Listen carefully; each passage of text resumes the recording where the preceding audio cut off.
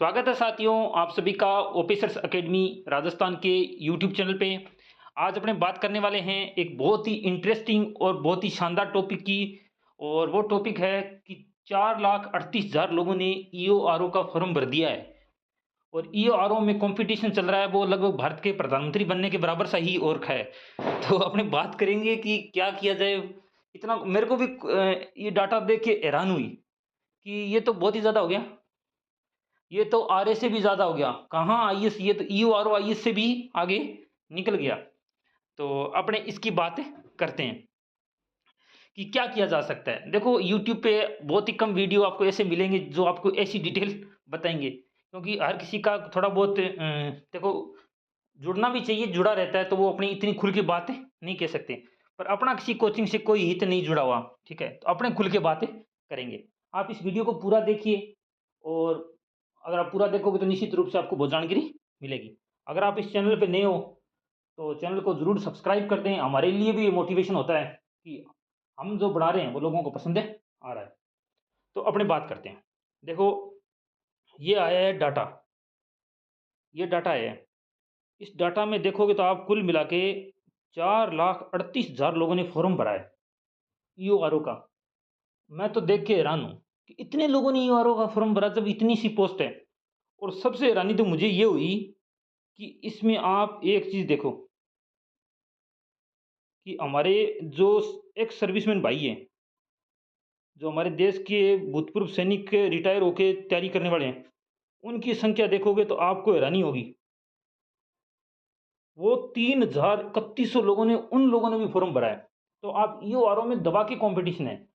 अपने बात करेंगे क्या इसकी तैयारी करनी चाहिए, क्या इसको अब कहते हैं इसके आगे सरेंडर कर देना चाहिए, या वो जज्बे के साथ तैयारी करें जो लोग कहते हैं कि अगर एक पोस्ट भी होगा तो हम लड़ेंगे, जब तक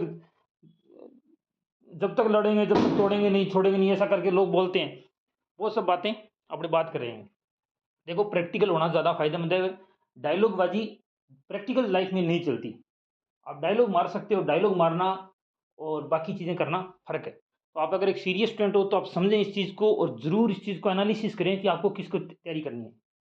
देखो, सही ट्रैक पे चलती हुई गाड़ी कभी भी अपने स्टेशन पे नहीं पहुंच सकती।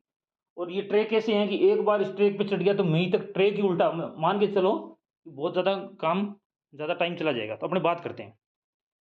कुल मिला के देखो, सभी में फुल फॉर्म भरे गए हैं। एक पद के लिए 5600 स्टूडेंट अप्लाई किए हैं।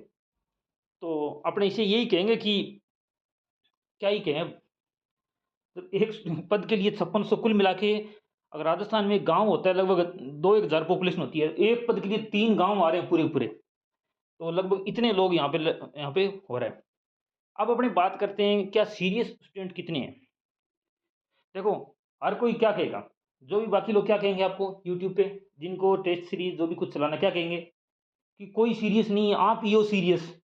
इस पूरी दुनिया दुनिया में आप ही सीरियस बचे हो। जो आप 5-10 मिनट जो वीडियो देख रहे हैं या 50-100 देख रहे हैं, यही सीरियस हैं, बाकी कोई सीरियस नहीं है।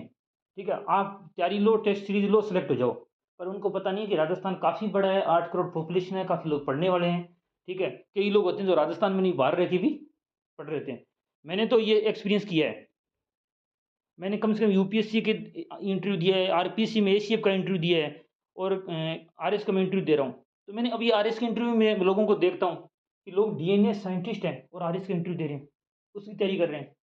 ठीक है, मैंने एसीएफ में देखा कि लोग इसरो में साइंटिस्ट लगे हुए हैं, एसीएफ के लिए तैयारी कर रहे हैं कि हम बोर हो गए वहाँ पे। ठीक है, इस तरीके के लोग भी आते हैं। आपको डॉक्टर मिलेंगे, सभी चीज़ों के कॉम्पिटिशन मिलेंगे।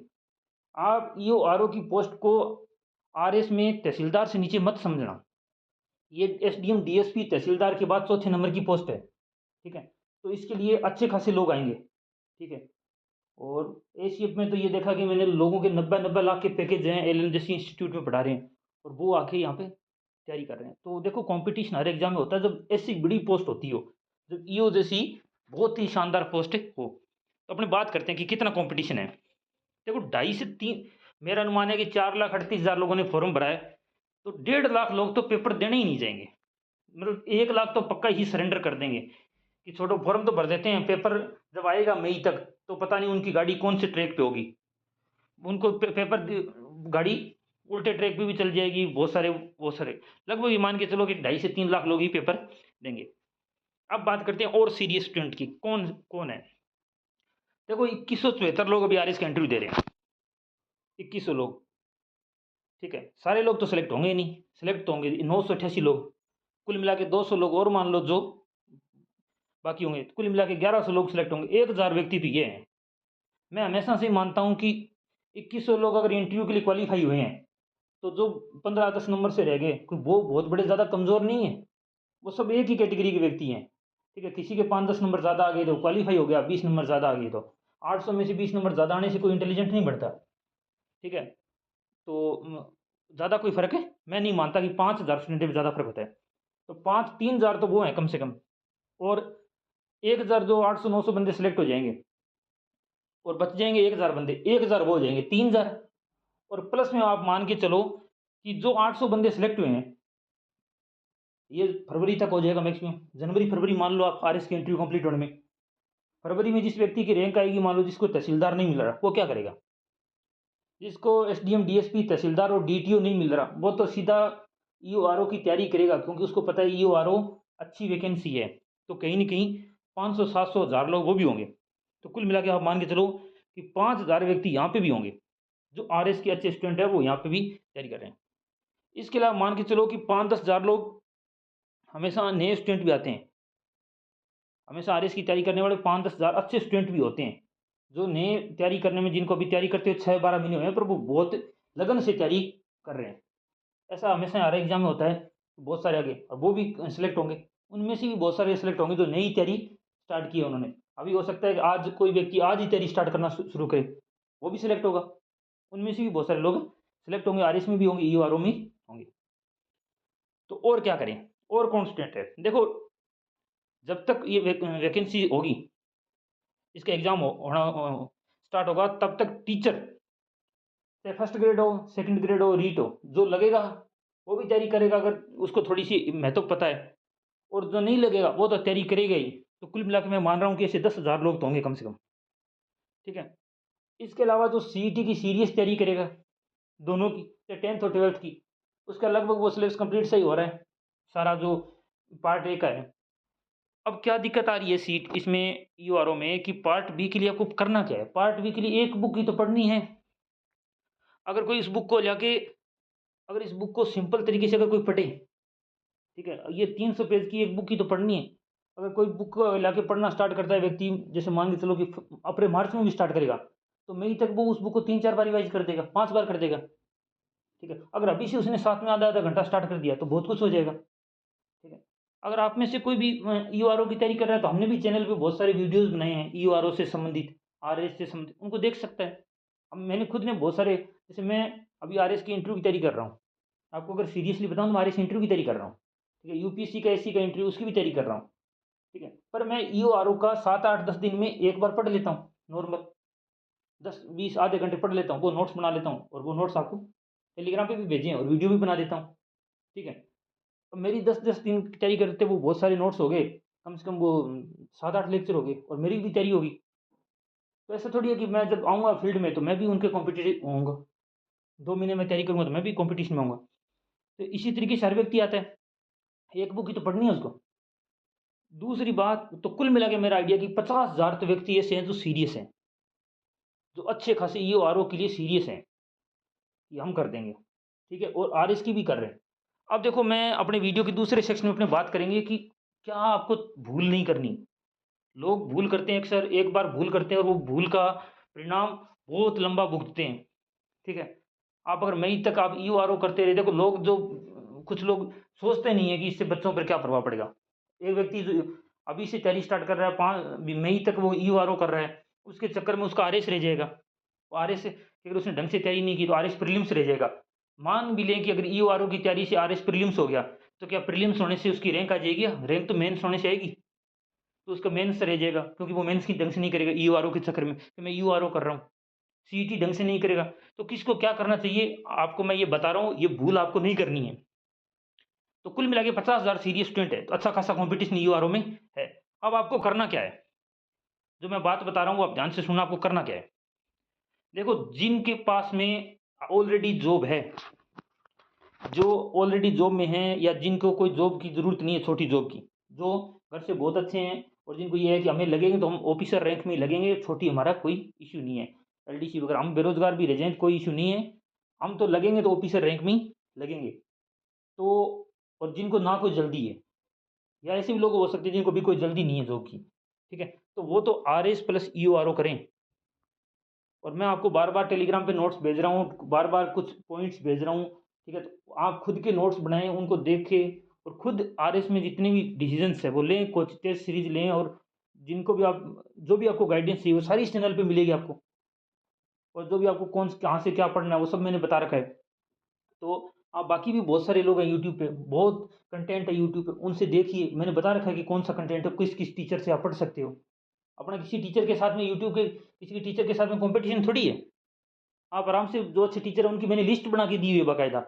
मैंने एक वीडियो बनाया है इस पे कि कौन से अच्छे टीचर्स हैं, उनकी वीडियोज़ देखिए आप, उनसे आप सिलेबस कंप्लीट कर सकते हो। टेस्ट सीरीज़ मैंने बताया कि कौन-सी अच्छी है, कोचिंग अगर आप कोई करनी है तो कौन-सी बेहतर है। तो जो व्यक्ति कन्क्लूज़न ये है कि जो व्यक्ति ये है कि उसको ऑफिसर रैंक की जॉब चाहिए, वो ईओ-आरओ के साथ में आरएस की तैयारी करते रहें।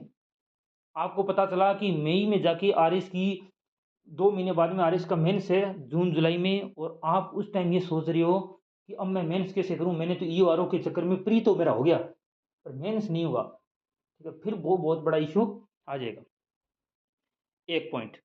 दूसरा पॉइंट उन लोगों के लिए जो बेरोज़गार हैं, ठीक है? जि जो बेरोज़गार हैं, जिनके पास कोई नौकरी नहीं है और जिनको नौकरी चाहिए, जल्दी चाहिए, जिनको ये चाहिए कि हमें नौकरी जल्दी से जल्दी चाहिए और दूसरी बात जिनको ये लगता है कि हमारी कैपेबिलिटी ठीक-ठीक ही है, हम ठीक-ठीक पढ़ सकते हैं, हमारे पास बहुत सारी इश्यूज़ हैं, प्रॉब्लम्स हैं और कुल मिला के हम जल्दी से एग्ज़ाम फाइट करना चाहते हैं कोई भी।